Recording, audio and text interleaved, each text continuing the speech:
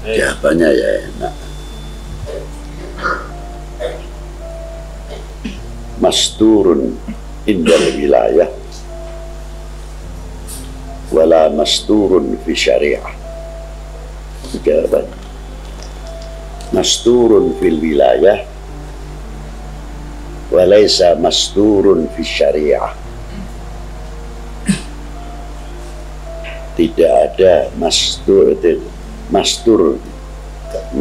tujuan masturnya itu dalam wilayah kewaliannya, tapi dalam syariah la masturun lahu, tidak mastur di dalam syariah. Ya. Sedangkan syariah di sini ada batinus syariah wa dhawahirus syariah. Orang-orang yang sudah mulamatiyah itu tadi sudah berjalan di bawah tinus syariah, bukan berarti meninggalkan dhahirus syariah. Karena apa? Dia sampai di tengah lautan tidak mungkin kalau dari tepi laut dahulu. Jadi semua aulia pasti bisyariah. Cuma ketika beliau mau berjalan di atas lautan, ya pasti berbeda sekali antara batinus syariah dengan dhahirus syariah. Kedua-duanya tidak ada pertentangan. Seperti satu contoh, kalau di laut itu kan tidak ada tanda parkir, tanda tikungan tajam itu tidak ada. Iya kan? Tidak ada tidak boleh membunyikan klakson, tidak ada. Tanda ini masjid, ini rumah sakit, di laut tidak ada. Di laut itu tandanya juga 4, kalau tidak 4, 3. Yang pertama, kapal itu harus tahu rambu-rambu dekatnya untuk menunjukkan dekatnya dengan adanya pelabuhan. Bahwa posisi kapal di sini ada rambu ini, berarti kapal ini posisinya tidak jauh dari pelabuhan karena ada rambunya. Yang kedua, rambu di laut menunjukkan batu karang. Di situ ada lampu-lampu merah yang terpendam. Itu di situ menunjukkan ini dangkal, ini karangnya banyak. Kapal harus menghindar. Itu. Yang ketiga, rambu-rambu laut kedalaman laut itu sendiri.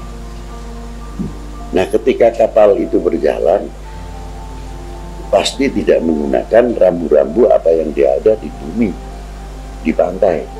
Rambunya juga cara-caranya dia menggunakan falak yang ada di dalam laut untuk menuju arah. Ini ke Jidah harus tegak lurus, kapal ini sekian derajat.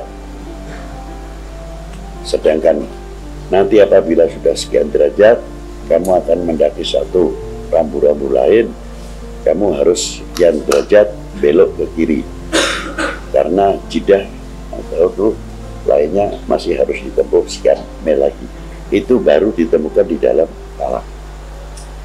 Yang kedua, ilmu falak. Selain dari itu, belajar ilmu cuaca. Ini kalau cuacanya demikian, akan terjadi suatu kabut yang sulit. Kabutnya di laut berbeda dengan kabutnya di darat, lebih gelap di laut.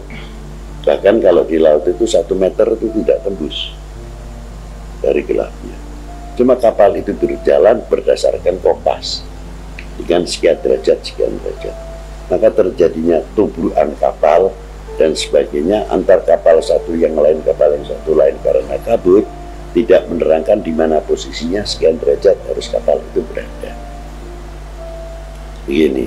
Nah, kalau ini sudah connect, mesti kamu di kedalaman berapa, dari pantai berapa mil. Nah, kami di posisi ini, maka jauh-jauh itu sekian kilo itu sudah mundur dulu.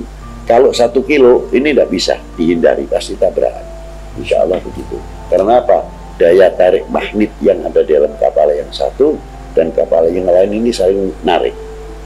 Nah, itu seringnya terjadi tabrakan di laut.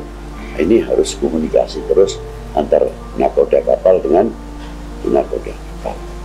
Itulah. satu sisi itu. Dan kedua kali harus tahu di mana ini gelombang akan datang dengan ketinggian sekian derajat. Ini posisi kapal tidak mampu untuk bisa menghalau gelombang itu. Maka harus ditempuh, kita mencari yang paling dangkal dengan kota dan pelabuhan mana yang terdekat untuk menghindari apabila yang terjadi tidak diinginkan, kapal itu cepat bisa berlabuh ke pelabuhan yang lain. Yang ketiga, kondisi perahu itu sendiri, kapal itu sendiri, penumpangnya berapa, apa yang harus dilakukan oleh para penumpang itu sendiri apabila menghadapi gelombang-gelombang yang cukup tajam dan lain sebagainya. Harus mempersiapkan diri setiap kapten huni atau kapal itu sendiri. Itu harus, itu tanggung jawabnya nakoda atau kapten. Cuma itu saja. Nah, jadi kalau ditanya,